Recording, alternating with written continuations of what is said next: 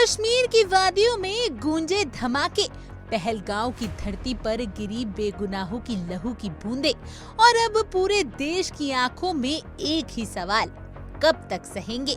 लेकिन इस बार कहानी कुछ और है। अब ना सिर्फ निंदा होगी, ना ही कोई औपचारिक बयान, अब होगा एक्शन, और वो भी ऐसा कि पाकिस्तान ताउम्र याद रखेगा। पहलगांव में हुए आतंकवादी हमले के बाद केंद्र सरकार ने जिस रफ्तार से फैसले लिए हैं, वो दिखाता है कि ये नया भारत है, जो पहले सोचता नहीं था, अब सीधे कर गुजरता है।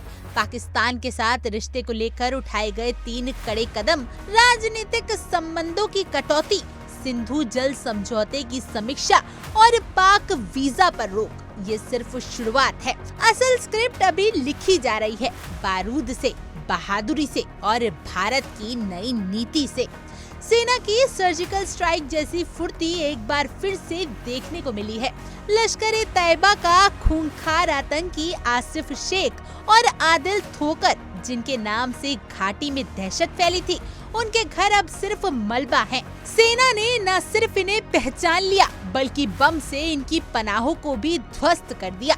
आसिफ के खिलाफ 20 लाख का इनाम और आरोप, पहलगाम हमले का मास्टरमाइंड। आदिल पर भी वही शक और अंजाम, घर जमींदोज।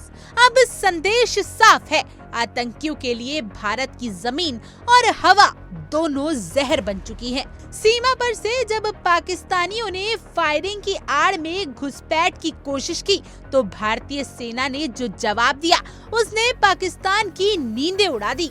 भारी गोलीबारी में कई पाक चौकियां तबाह हो गई और भारत ने साफ कर दिया कि अब हर गोली का जवाब गोली से मिलेगा, हर चाल का जवाब चक्रव्यूह से।